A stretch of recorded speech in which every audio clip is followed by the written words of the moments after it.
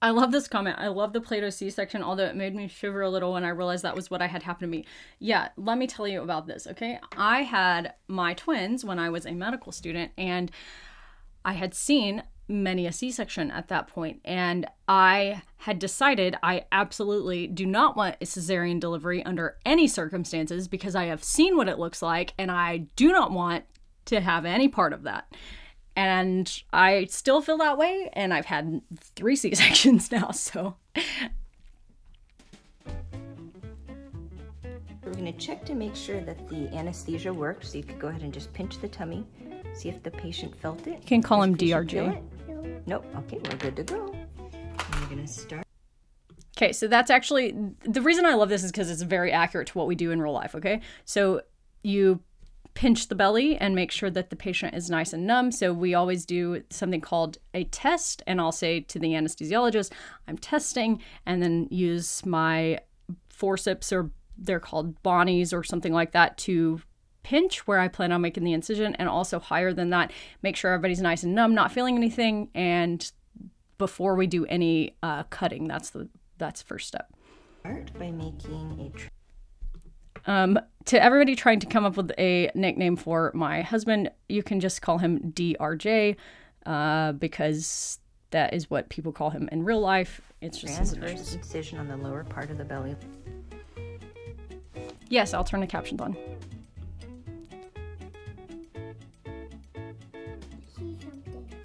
What do you see? Good job. So we went through the skin and the fat. Very good. This is the fibrous fascia. Okay, this is very realistic. Skin, adipose, in the layer of skin, like below the skin, in that layer of subcutaneous tissue, it's some thicker pieces called campers and scarpas, and also just fat tissue. Yes, that is the joke we've had for our whole marriage. Oh no, is this making you also? I thought that this would be like the safest way to learn how a C-section is done because it was Play-Doh. Now here's the rectus muscle.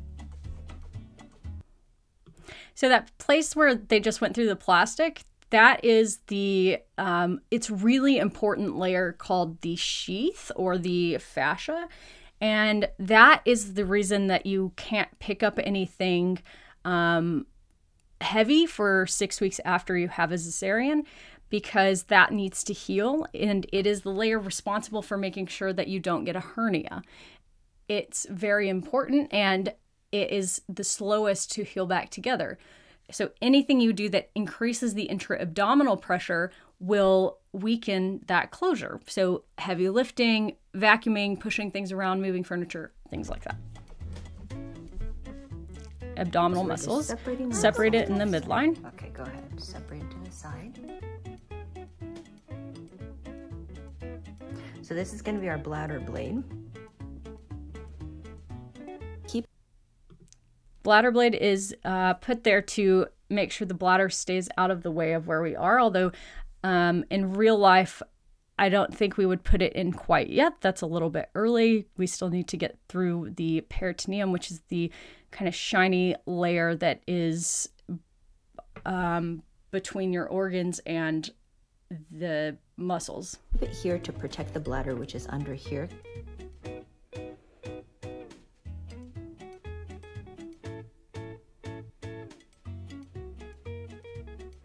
Yeah, and now is where you would usually put that in.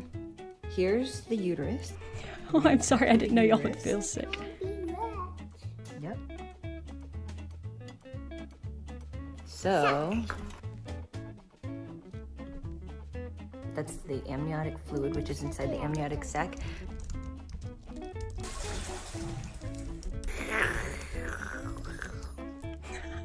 Do you see the baby? Also, I love if you have children, you would be laughing at the fact that they just use a Frida nose suction thing to simulate the suction. Do you think we can get him out?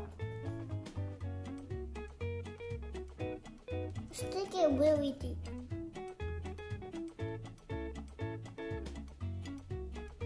Oh my goodness. Okay. It's coming out. Oh, help.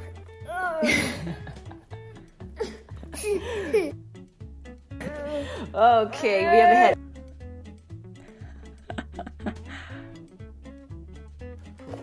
Okay, all right. I love that she put a baby crying sound. Clap.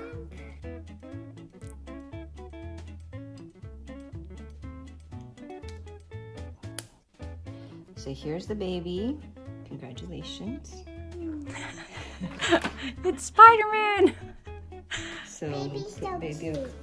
baby's so cute. We have to deliver the placenta next.